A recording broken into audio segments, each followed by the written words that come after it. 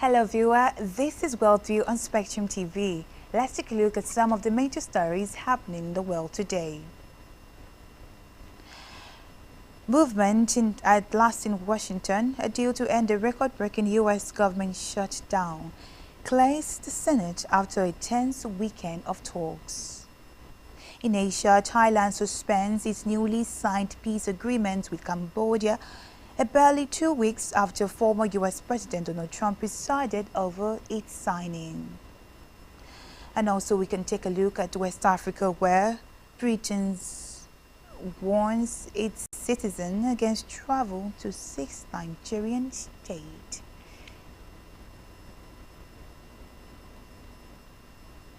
These and many more stories coming up on Worldview today.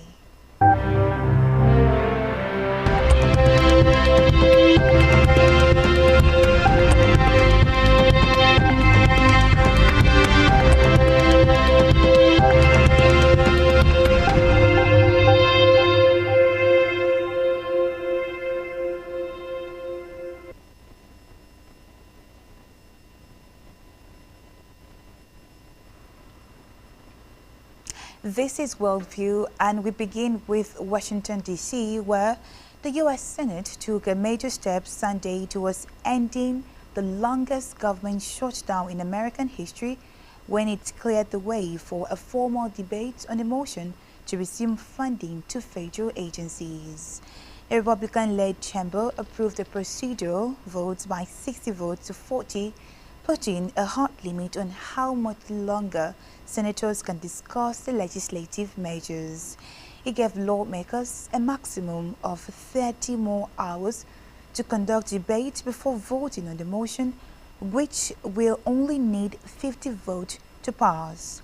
It will also still need approval from the Republican-controlled House of the Representatives before it lands on President Donald Trump's desk, a process which could take days. But the development represents significant progress towards ending a government shutdown that has dragged on for over 40 days, halted funding to federal programs, and disrupted air travels and other essential industry.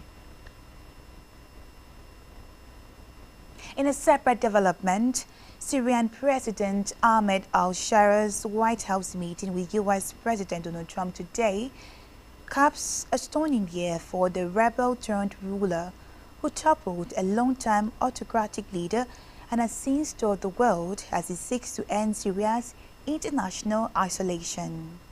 Trump is set to welcome Sharon in the first ever visit by Syrian president to the White House, 6 months after the pair first met in Saudi Arabia and just days after Washington said the former al-Qaeda member was no longer a specifically designated global terrorist. Shara, age 42, took power last year after his Islamic fighters launched a lightning offensive from their enclave in Syria's northwest and overthrew longtime Syrian President Bashar al-Assad just days later on December the 8th.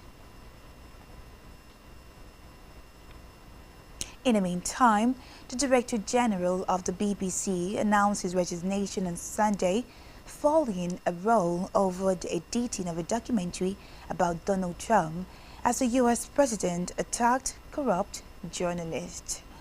Tim Davie and the broadcaster heads of news, Deborah Turners, resigned after accusations that a documentary by its flagship Panorama program had edited a speech by Trump in a misleading way. Reacting to the news, Trump said corrupt journalists have been exposed, adding these are very dishonest people who tried to step on the scales of a presidential election. Announcing his resignation, Davie said in a statement posted on the BBC website, like all public organizations, the BBC is not perfect and we must always be open, transparent and accountable. In a side development, country's prison agency said a day of violent rioting at a prison in southwest Ecuador on Sunday caused the death of at least 31 inmates. According to a statement shared on X by the SNA prison agency, 27 prisoners in the port town Machala, south of Guayaquil, died due to asphyxiation and immediate death by hanging. There was no other details about how the prisoners died. Earlier Sunday, SNA reported 4 deaths at the same prison in a separate incident, which was brought under control by tactical police. The riot was prompted by a reorganization of the prisoners in a new maximum security facility, the statement said. Away from that, former French President Nicolas Sarkozy has asked the Paris court to release him from jail today, pending an appeal. Now, this is just weeks after he started a 5-year sentence for conspiring to raise campaign funds from Libya. After hearing Sarkozy, his lawyer and the public prosecutor, the court said it would announce its decision by 2:30 p.m. The former Conservative president, aged 40, was found guilty of criminal conspiracy over effort by close aides to procure funds for his 2007 presidential bid from late Libyan leader Gaddafi. He was acquitted of all charges, including corruption and receiving illegal campaign financing. Let's move now to the Asian Pacific region, particularly Thailand, where a Thai court of appeal has upheld an extradition order against a Chinese gambling kingpin after more than 3 years of legal battles. Now, this was said by Thailand's state prosecutor in a statement today. Ji Xingjiang, age 43, a Chinese national who also holds a Cambodian passport, was arrested by Thai police in August 2022 on an international warrant, an Interpol red notice requested by Beijing, who accused him of running illegal online gambling operations.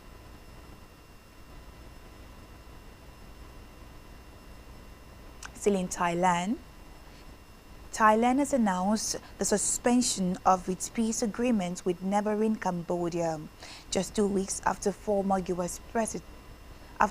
President Donald Trump presided over its signing. The decision follows a landmine explosion near the Cambodian border in Thailand's Sisasket province, which left several soldiers injured. According to the Bangkok Post, one of the injured men lost a foot in a blast during a routine patrol. Speaking at a news conference in Bangkok, Prime Minister Oxin Chaviraku said he supported the decision taken by the country's defense chief, adding that the security threat has not actually decreased. The agreement, signed in October at a ceremony in Malaysia, was intended to bring lasting peace after deadly border clashes earlier this year that killed more than 40 people. While Thailand has consistently avoided calling it a peaceful deal, Cambodia maintains it remains committed to the accord, urging restraint and continued dialogue between both sides. Prime Minister Oxin is expected to visit the wounded soldiers on Tuesday.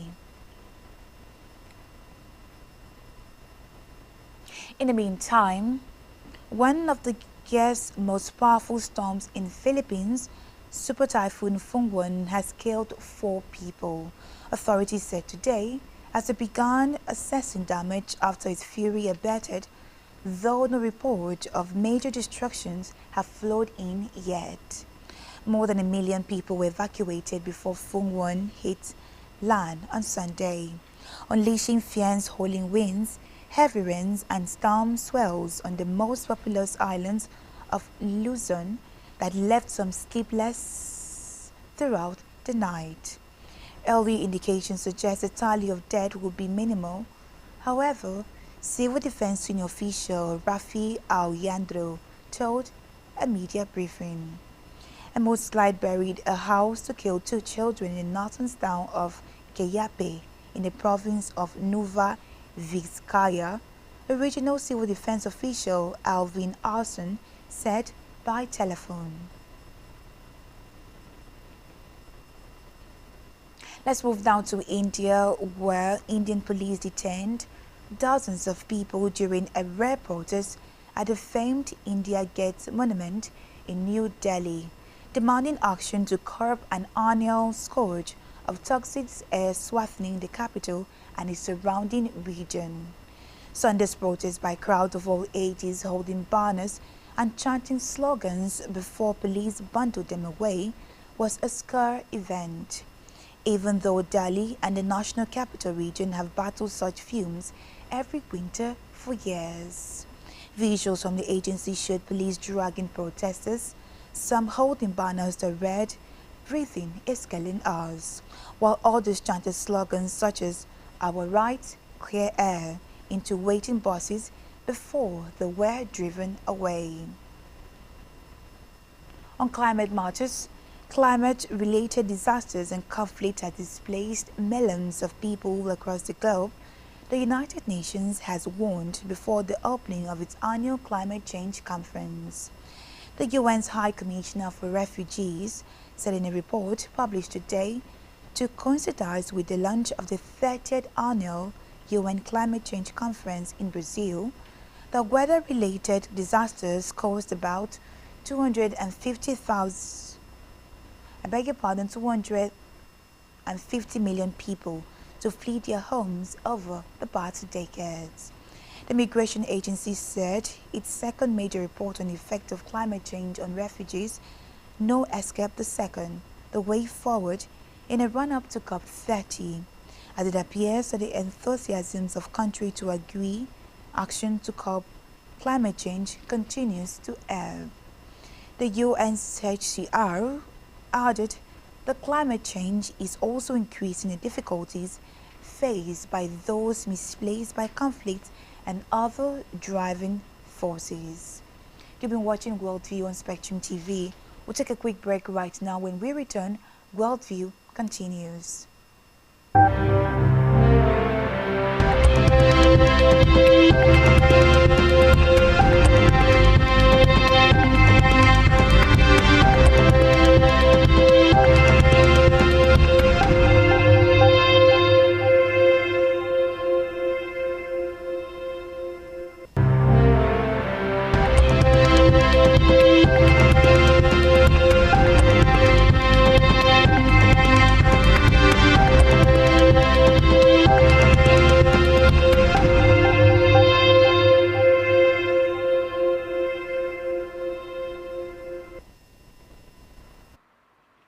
Many thanks for staying tuned. This is Worldview on Spectrum TV.